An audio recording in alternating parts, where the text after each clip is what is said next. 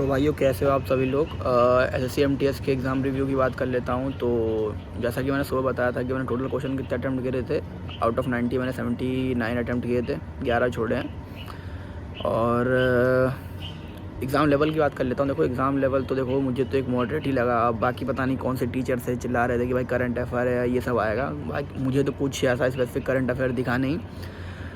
बाकी मैं आपको सेक्शन वाइज बताता हूँ। देखो जैसे कि पहले सेक्शन था, मान के चलो रीजनिंग हो गया और मैथ हो गई। देखो मैंने इसमें 2 ही क्वेश्चन छोड़े हैं। एक देखो बहुत इजी था, अगर आप मतलब कि बहुत मैथ और रीजनिंग में अगर वीक भी हो तो भी हो जाएगा, क्योंकि आपको पास ही करना है। बट मेरे पे टाइम पड़ा था तो मैंने सोचा कि भाई जितना है सभी अटैम्प्ट कर दो।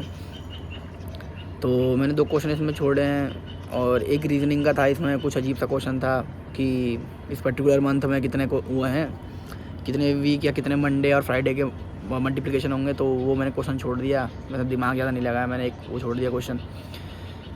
फिर आते हैं हम लोग इंग्लिश और जीके में। देखो इंग्लिश की बात करूँ तो इंग्लिश तो मैंने सारे करे हैं। तो क्या पढ़ के जाना है आप लोगों को तो मैं बता देता हूँ। देखो कुछ भी एंटोनिम सिनोनिम बहुत ज़्यादा हार्ड नहीं थे, ईजी थे। स्पेलिंग वाले क्वेश्चन आ रखे थे, तो वो जो स्पेलिंग्स होती हैं उनको आप सही से कर लेना।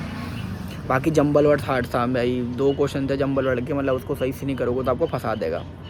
भाई देखो मैंने तो पूरे किए हैं और मैं श्योर भी हूँ कि मतलब पूरे सही हो सकते हैं। बट फिर भी मान के चलो मैं 2-3 क्वेश्चन गलत ही मान रहा हूँ कि मेरे गलत होंगे। बट हाँ मेरे मतलब 100% श्योरिटी के साथ कह रहा हूँ कि मतलब ठीक किया मैंने इंग्लिश, ठीक है, ज़्यादा मुझे हार्ड नहीं लगा।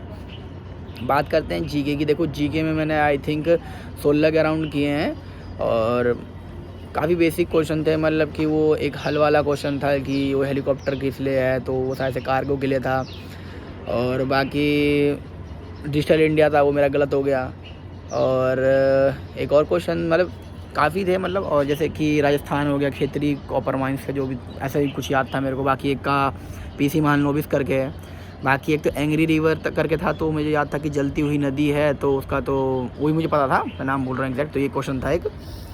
और मतलब जीके भी मतलब मुझे मॉडरेट ही लगा। मतलब बेसिकली आपने जो भी 24-25 में पहले किसी पेपर के लिए रिवाइज़ किया है तो भाई आप उतना करके जा रहे हो तो आपका नंबर आ जाएगा।